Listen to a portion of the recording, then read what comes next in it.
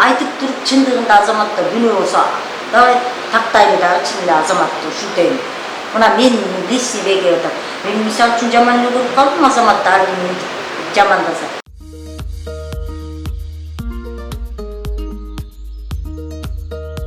Саламатсыздарбы? Эгер сиз бул материалды көрүп жатсаңыз, анда Кайрымдуу бол коомдук фондунун официалдуу YouTube каналындасыз.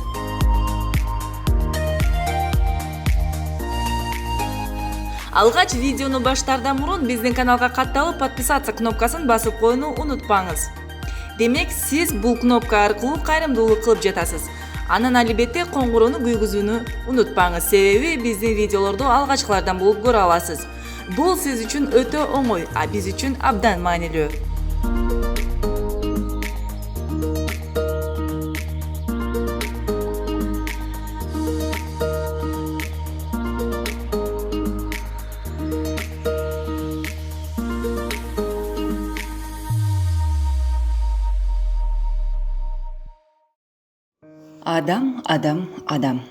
Адам баласы не бир керемет жан, түрдүү учурлар кездешет. Кээде карасаң ыйлап жатат, бирде карасаң күлүп жатат, а бирде карасаң эч түшүнүксүз.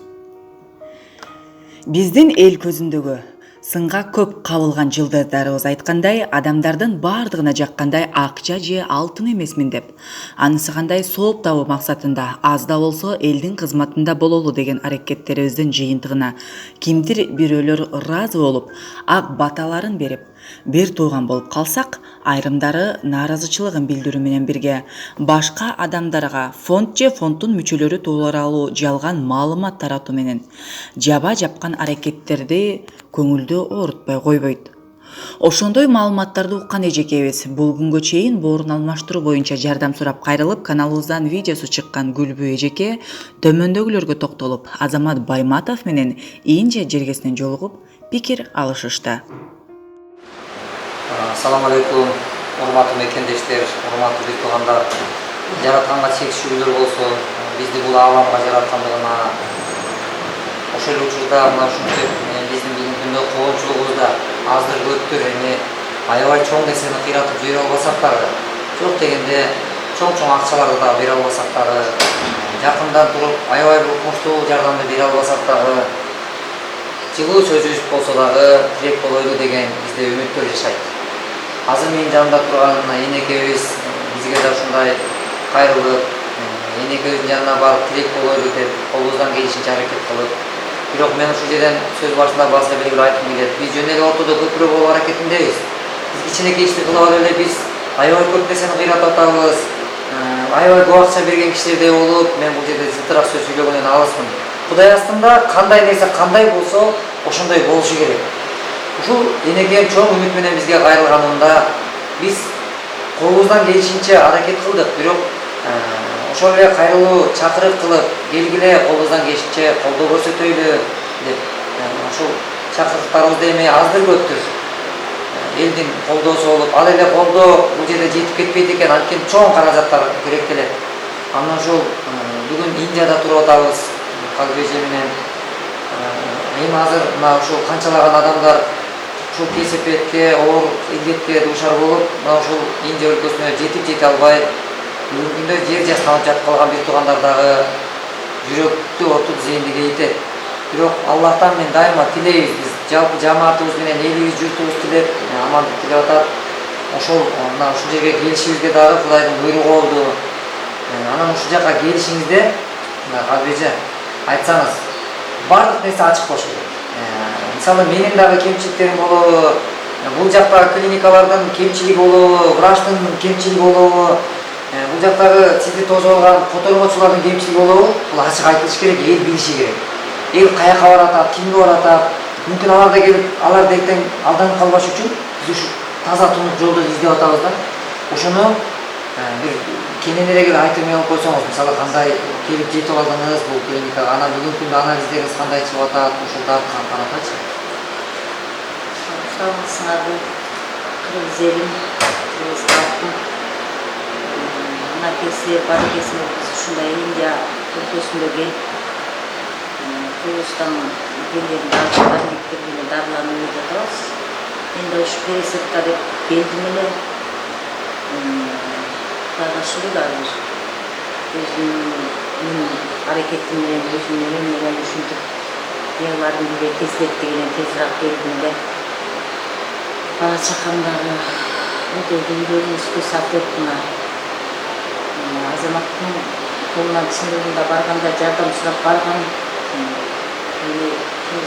калкыма чыгарды үйлөрдөн көрсөтүп көп адамга өзү жетише албайт экен айткандай бизге окшогон 50 жаштан кийинкилер дегим жашайт деп же эме кылышабы мейли Кудайга шүгүр биз өзүбүздүн ордубузду эч кимге эмгек кылбайбыз Кудайдын кызындагы адамбыз келдим Кудайга шүгүр жакшы экен бияктын Индиянын врачтары эң жакшы врачтар ушунчалык буларга не кандай ыраазычылыгымды билдирерин билбейт экенсиң ал эми жанагы котормочусу актар деген бар экен муну жейт анан муну ортодо минтип коет экен деген мен өз көзүм менен өз эмим менен көрүп мынакей ошону алдым азаматсыз эле келип өзүм эле түп-түз эле келип ушул жерде ошонун колуна түштүм чынында ошол аркылуу сүйлөшө келдим эле мынакей Кудайга шүгүр баарына көбөйөбүз бир сом бир тыйын берген жокмун мен ага кечке мени менен ачка саат 6-га чейин чуркап жүрдү ар бир нерсеге 6-га чейин чуркап жүрүп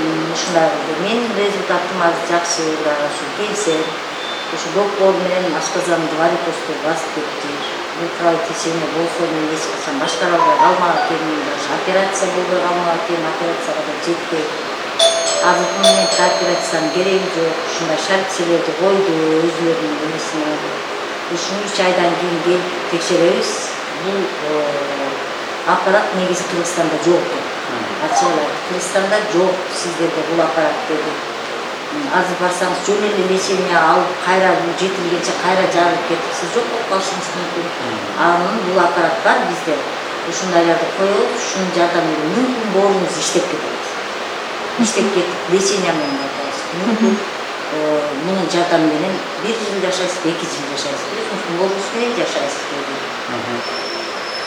ушундай жакшы эмелерди күттүм ыраазы болдум врачтарым ыраазы болдум абдан котормочу балдардын аркасынан чуркап жүргөн жөн элдерине баарына рахмат негизи бул клиникага эч нааразычылыгым жок эми элди эмне деп айтам эл экенбиз чындыгында кыргыз эли эл экенбиз менин деле негизи нааразычылыгым болгон азаматка себеби мен ушундай жок дегенде жардам берсе мүнөтпөй койдум анан эми чындыгында бул нерсеге мен азыр түшүндүм аны жетишпегенин чын эле бир адамды 1000 адам көрсө калай албайт жетише албайт көзү менен эми жок дегенде өзүң айткандай жылуу сөзүң менен ушинтип койгонуңарга рахмат жылуу сөз деле адам үчүн канча нерсе бизде ошол мындан башка эч кандай нааразычылык жок Индияда Кудай белгилик кылбасын бул эл көргөнгө келип кетсин анан мындай ооругандарга жардам деген аябай жакшы мен ыраазымын мен өзүмдүн гана нерсе менен келдим эч ким мисалы жеген жок эч ким деген жок эч ким акча сураган жок мага эч ким посредник болгон жок мен түп-түз келдим түп-түз кетип ушундай урматтуу бир туугандар бизде бүгүнкү күндө кайрылуунун чындыгында көптүгү жетишүүгө мүмкүн болбойт экен мына азыр бизде айтайын дегеним кайрымдуу болуп коомдуктан жалаң эле акчалай жардам берет экен деген дагы түшүнүктөн биз алыс болушубуз керек себеби эмнеге анткени бир күндө биздин офиске 50ге жакын 30га жакын мекендештер келет ыйлап келет ушинтип келип алып чыкпайм мен ушинтип чыксам каяка барам деп ыйлап отурган энелер бар мен ушул жерден айтып коюшум керек мынакей урматтуу бир туугандар биз акчалай жардам бербесек дагы сиздер ойлоңуздар биз жеңил жолдорду издеп атабыз мисалы мына энекебиздин эжекебиздин ушул жака келишине бул жакта биздин өкүлчүлүгүбүз Мухаммад Актар атайын дайындалган жоопкерчилик мойнуна жүктөлгөн ушул эле клиникалар менен келишим түзгөнбүз бул келишимдин негизги максаты кандай ортодо ортомчулукка жол бербөө жок ортодо бирөөлөрдү бирөө алдабасын мен клиниканын жетекчиси менен сүйлөшүп отурганымда да ушуну айткам сиз менен алдаштыгыңыз жеңил бирок сиз мени алдап коесуз мен сиздин алдаган сөзүңүз менен чыгып мен бүтүндөй кыргыз элди алдаган болуп калам пайда табабыз да зыян таба албайбыз деген ушундай сүйлөшүүнү жасап эгерде жакшы иш кылсак анда жакшы иш кылалы эгерде жакшы иш кыла албасак анда зыян тийгизбейли деген сүйлөшүү болгон эми мен бул жерде айтайын дегеним көпчүлүк ой мына ушундай нааразычылык бизде бар. Мен аны мойнума алам, кемчилигимди. Себеби кемчиликти мойнуга алыш керек. Мен чындыгына жетише албай атам. Канчалык адамдар келет, азамат жок деген 10 000 сом берип койсоң болот. Айланайын балам, ушу келгенде шагым сындырбай, жок сен 5 000 сом, 1000 сом берип койчу деген адамдар бар. Бирок мен айтайын дегеним, менин басып алган байлыгым жок менде. Мен сиздер шайлаган мен депутат эмесмин. Актануудан да алыспын. Мен бир министр да эмесмин. Мен жөнөкөй эле сиздин уулуңуз катары карапайым жигитмин. Менде чоң мүмкүнчүлүк жок. Бирок менин мүмкүнчүлүгүм жөн эле келип карайлап турган кыргызга бир шамчырак болуп берейинчи деп келип сүйлөшүүлөр жасап мынакей. Жеңил болсун, акчаңарды ишти коротпогула, алданбагыла. Бүгүн келип залогдо калып, мына ошо эртең биз чагылдырабыз. Залогдо калып, акчасын ашыкча алып отурган, ыйлап отурган кыргыздар бар бул жакта. Мен айтайын дегеним, ошол ортомчу болуп, азамат менен барсаңар силер акча жейт экен деп айтып, аны бурмалап бүгүн жөнөтүп беребиз. Бүгүн ошол эле гепатолог врач жөнөткөн. Бүгүн эгерде сени Байматовдон барып дагы алсаң, мен сени карабайм деген врачтар бар бүгүн күндө. Алар менен бүгүн мен ушундай бир жагдайдамын. Мына азыр мен силерге ушул жерден көрсөтөйүн. Мына менин телефонума кайрылган мынакей. Мынча хатка мен качан жооп берип жетишем, аны сиз дагы жакшы түшүнүп алсаңыз керек. Мынакей. Мына жерде бул WhatsApp'тан келген кайрылуу. Мына кайрылуулар. Эми бул WhatsApp'тан күнүнө 300гө жакын каттар келет. Мына одноклассник. Мынакей. Мына одноклассник. Бул одноклассникте мен бул актануу эмесин эмес. Бул мынакей, мына хатка мен качан жооп бериш керек? Эми түшүнүңүз. Бул хатты жазган адамдар дагы мага нааразы болуп аткандыр, балким, жооп бербейт экендер. Ошон үчүн мен ушул жерден балким бизден кемчилик кетип атса, кечирим сурайм, бирок биздин сүйлөшүүбүз өз жыйынтыгын берип атат. Эгерде биздин бүгүн бул клиника менен Индия өлкөсүндөгү 43 клиника менен келишим түзгөнбүз. Ошол келишим түзүлгөн клиникага бул эжекем келип отурат. Эгерде биздин келишим болбой туруп башкача жол менен кимдир бирөөлөр менен келген болсо, эжекемди келе алыңыз, сизди пересадка кылыш керек экен, доноруңузду эртерээк алдырчыңыз болбойт экен десе, эжекем эчтеке дей албайт. Ошондой өткөндө жазгыл эжекебиз келген, андан кийинки да эжекелерибиз, мына боорубузда чалдыккан бир туугандарыбыз ушундай учурда болуп атат. Азыр 26 000 долларын алып туруп, жаткызып туруп, ичин тилип туруп, кайра жаап койсо, эжекем эчтеке дей албайт. Биз да эчтеке дей албайбыз, сиз да эчтеке дей албайсыз. Бирок бул жерден эмне десе аштык, жаптык. Буну биздин кыргыз врачтар деле айтып чыгат. Ошон үчүн урматтуу бир биз акчалай жардам бере албасак да, мына ушундай жол менен сиздерге эконом кылып берүү аракетинде. Мына азыр эжекем 26 000 долларды алып койсо деле, эч ким эчтеке дей албайт элек. Эчтеке дей албайбыз. Анткени чыккан анализ боюнча деле мындай чыкты десе, биздин ага акылыбыз жетпейт. Жетпегенибизден ушул жакка келип отурабыз. Врачтардын акылы жетпеген, биздин врачтардын акылы жетпегенге бул эжекем экөөбүздүн акылыбыз качан жетет. Ошон үчүн чечим туура болсун, бир тараптуу чечим бизде болбосун. Кудай буйрса эч ким бул Индияга эжекем айткандай дарылануу максатында келбесин. Эс алганы келиңиздер, жер көрүү, эл көргөнү келгиле, эс алганы келгиле, кыйналбайлы. Кудай буйрса, мына бүгүн түн жарым саат 11 болду. Биз ушул жерде мен өзүм жеке жумушум менен эмес, элимдин үчүн кичине болсо аздыр көптүр салым кошколайлы деген максатта келип отурабыз. Алла дартка дава издеп келген бардык куртагандарыма ден соолук берсин. Кудайдан ушуну тилейбиз. Эгерде кимде-ким жакшы иш кылса, анын сыйлыгын алат деген. Ал сыйлыкты эч ким талаша албайт. Кудай берген сыйлыкты эч ким талашап ала албайт. Кудайым кимде-ким туура эмес иш кылса, анын жазасын берет. Бирок ал жазаны андан эч ким куткара албайт. Ошон үчүн жазалыштан коркойлу. Ортодо ортомчол акча жештен коркойлу. Бирөөнүн мээнетине кол салгандан коркойлу. Кудайды карап иш кылайлы. Ошол күнүбүз айтып кетейинчи, азамат сен. Мен элдерге кайрылып кетет элем да. Жанагы ушакты мисал үчүн, мына азаматтын көз тарапынан өзүм өзүнө айтайын. Кимде ким мага $1000 сал деле, азамат 40 берип туруп 30-ун жеп койду. Ким 100 евро сал деле, мен баланчасын минтип жеп койду, бербей койду дегендер, мен түп-түз айтып атам дегендер. Чындап эле элге жаман көрүнбөй, бетине же болсо элге прямойлуу мончуп айтпайсыңарбы? Айтып туруп чындыгында азаматта күнөө болсо, давай тактайлы дагы чын эле азаматты ушинтейин. Мына мен личный беге атат. Анан жөн эле элдин бардыгына жаман көргөзүп, чын биздин да жүрөгүбүз келатканда, мен мисал үчүн жаман эле көрүп калдым азаматты ар ким жамандаса. Ошентпей эгер колубуздан келген эме болсо ошентип тактайм давайте. Ким жеген неме болсо айткыла, чындыгына неме прямой эле чыккыла да. Жеген могу доказанияны кылгыла, баары чогуу ошондой эле болгон болсо кылалы, дагы жаманатты кылалы, биротолу. Эгер болбосо жөн эле айтканда анча-мынча кечире алат. Курсуга. Мен эжекем сөзүнө кошулам. Эгерде кимде ким мен мекенимден, элимдин ырыскысын жеп, талап, тоноп, мекенден качып чыгып кете элек адаммын. Ал жолго мен барбаймын. Антип мекенден менин жандуу денем чыккыча, андан көрө денем жансыз, эч кимге пайдасы тийбеген дене жерде жаткандыгы жакшыраак деп мен ушундай түшүнүк, сезим менен жашайм.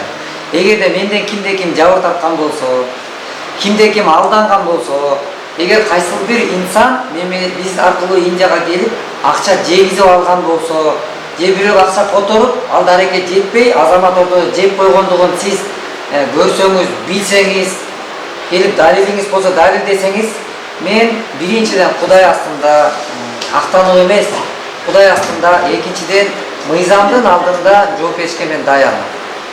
Алып барып камап койсо да мен макулмун. Анткени окшогон азамат мынтип кооз сөз сүйлөп көчөдө жылтылдап жүргөндүгүн мен каалабайм. Мен макул эмесмин. Эгерде кимде ким мына ушул эжекем сөзүнө мен бүгүн кошулам. Ушул видеону көрүп аткандар болсо, эгер дары алдырта турган болуп, дарысын үстүнө мен акчаны кемитип эмес, кошуп сатып аткан болсом, Индияга $26,000 деп $27,000 алып атсам, же $25,000 $1,000 кошуп, же бир шылып бир кандайдыр бир жолдо жегенимди кимде билген болсо, далил болсо, мен Кудай астында мындай тартканды мойнум менен тартканга мен даярмын. Жаптып эме кылгандар деле мисалы үчүн ошентип кийинки келген жери башкаларга сени өздөрү ооруп ошондой макул деп тартылып койгон менен ошентип айтып койгондор деле бар экен. Мен чындыгында ошол жерге келип билип атам, ошол жерде жашап барып көрүп атам. Мен сен баягы эме кылган жокмун, сен экөөбүз бири-бирибизге калыс эмес, мен сени сага да калыс кылып атам. Сен дагы мисалы үчүн чын эл алдында ак боло турган болушуң керек. Жок болбосо ошол адамдар өзүнүн актыгын чыгарып туруп монткен деш керек. Анан биротоло ортого келет. Же жеп жүргөнүн, же калп эле элди жаманат. Анан айта албагандан калп эле жаманатты кылышпасын туурабы дебегенден кийин. Жок болбосо айтсын, бетке эле айтсын, анысы жөнөтсүн баардыгын элге галасой. Менден баланча 40,000 салып туруп ошону бербей койдум. Уятыңыз жаздырып алсын, азыр деген телефон бар, жетишкен заман баардыгы. Десин дадан кыла берсин айтканда. Бүгүнкү күндө бул жолдо бүгүн биз бул ааламда бүгүн барбыз. Балким эртең жок болуп калышы мүмкүн. Эртең эмес, мен эртең менен таңды көргөсү Кудай билет. Бирок бул жерде акылдуу сөз сүйлөштөн да алысмын. Болгону гана Кудайдан коркуп, бүгүнкү күндө бир нерсени эске алыш керек. Мен деле элди жаман көрүүдөн алыспын. Мен элимди жаман деп, жакшы элди мен издеп таба албайм. Бирок мен агамды, атамды бүгүн бийликте отурган аталарыбызды жамандаган жокмун. Бүгүн үйдү салып бүтүп, мына мен сизге бир нерсени айтайын. Биз үйдү салып бүтүп, үйүнө киргизип, анан ошол үйдөн куулуп чыккан учурларым бар. Бул нерсени да ачыктап коеюн. Куулуп чыккан учурум бар. Себеби эмнеге? Анткени мен ал энеге таарынбаймын. Анткени ал эки жакты көп көрүп, аң сезими өсүп-өспөй, бир кичинекей бөлмөнүн ичине чыгып чыкпай, коомго аралашпай кыйналып турган эне. Мен аны түшүндүм. Бирок ал эмне үчүн мени үйүнөн кууп чыгып атат? Салынган үйдөн. Эл ынтымагы менен ошол жерде таманакы менин издерим калды. Иштеп, чуркап ушул энекем үйдө болсо экен деп. Бирок ал энекем бүгүн мага ыраазы эмес, нааразы болгон ошол энем бар. Бирок ага мен бүгүн ал мага нааразы болсо да мен ага нааразы эмесмин. Себеби эмнеге? Анткени үстүнө үй туруп бүткөндөн кийин эшигим алдына заборду тургузуп, кемеге гана тургузуп берчи деген өтүнүчтү койгон. Бирок мен ал жерде энеке сиз үстүңүздө үй турганга шүгүр деңиз. Бул тоокана менен бул кемеге кананы заборду азыр зарыл эмес. Биз зарылдуусын кылайлы деп атабыз. Мен жанагы гана ошондо айтсын, бетке айтышсын, ооруп келгендер деле чын айтканда мен фамилиятын деп кеткендер деле артына айтты. Артына эмес, бүтүн айтсын, доказания кылышып коюшса, анан элди ренжитпей элечи. Анан мындай карасаң эле мындай биздин бир салттыбыз, бир жаман жерибиз ошол экен. Бетти карап жакшы көрүп сүйлөп туруп, анан мындай карап сүйлөп койбой. Андан көрө элге биротоло жаман көргөзбөй, сен биротоло. Мен мисалы үчүн ошентип акча алып сенден эмне кылсам айтмак чындыгы мага салдыбы дейм бирөө сага.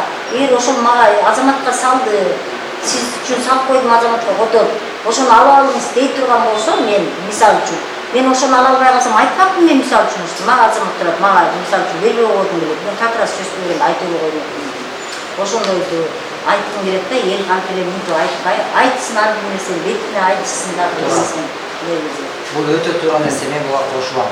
Эгерде кемчиликсиз адам болбойт, эгерде биздин кемчилигибизди мен элден ар дайым сурап келем. Менин кемчилигимди кимде кимиңиздер көрүп атсаңыздар, мына ушул сыяктуудай эле ачык, бул жакшы нерсе. Эгер кемчилигим болсо түздөөңүздөр, оңдоңуздар, биз оңдобуз, туура кабыл алам. Таптаза аппак деле адам табыш кыйын. Бирок балким кайсы бир жерде кемчилик кетип алсак, биздин даректи билесиздер. Бишкек шаары, Калык менен Токтогула көчөсүнүн кесишинде Весна соода борбору бар 4-кабатында келип, менен ушунча акчаны баланча которуп тур, сен жеп коюпсуң деген мүмкүнөт болсо, ушу дарекке келиңиз. Эгер келе албасаңыз, менин телефонум 0700 41 41 41 номериндемин. Эгер кимден ушундай мынакей дары-дармек боюнча, бул менин дагы жүрөгүмдө, менин бүгүн Кудайга чексиз шүгүр, мен дене башым ооруган жок, Кудайга шүгүр ден соолук берип атат. Бирок менин бүгүн жан дүйнөм ооруп келет, айрым учурда. Жан дүйнөм ооруйт. Себеби жаным менен аяп тирек болоңчу деп келип, кайра жанымды тобокелчиликке салып, Кыргызстанда энекем мага айтат: "Азамат, балам, айланайын, тинч эле өзүң оокатың менен болчу, балдарың кашында болчу" дейт. Бирок мен энекеме да туура түшүндүрүп, ата мени туура түшүнүңүз деп, бүгүн ушу жолдомун. Балким самолет келатып, кулап кетсе мен сенен ажырап калышым мүмкүн, же болбосо бир кесепет болуп калышы мүмкүн деп, энем мен үчүн адагы сарсам болот. Бирок мунун баарын артка коюп, элим, мекендешим кыйналып турганда мен үйдө жаткым келбейт. Анткени бүгүн канчалаган кыргыздын балдары жетим калып атат, энелер жесир калып атат, бул ооруда күн санап күчөп баратат. Bunun arasında bugün siz tağı, men de oylonuşum gerek. Balkim bugün siz bunu azı teytakta oturup alıp, mümkün Amerika'da oturup, mümkün Kore'de oturup, mümkün Kırgızistan'da oturup, meni uğu atkandırsız. Ecekemdi uğu atkandırsız. Bu alıstan uğu atsanız, buğa siz bugün hareket kılbasanız, bugün saktanbasak, erten sizni tüyüңүзгө barıp kalışı mümkün. Oşadan saktanaydı. Echkimiz oğrubaydı. Kıskası, Allah'ın aldında жақсы iş kılaydı, Kuday buyursa. Allah barımızga den soğuk kılsın. Tuğra joldan adaştırmasın. Ооба. Көтөрмө айрым ассалам. Рахмат чоң. Каллай калкым. Силер бар экенсиңер, мага силер жардам бердиңер.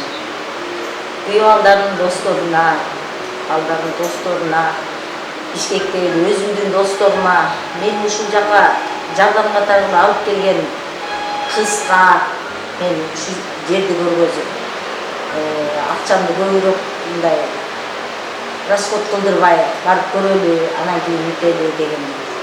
Мага ким жардам берген бардыгына чоң салам, баарыңарга тазим кылам, баарыңарга рахмат айтам.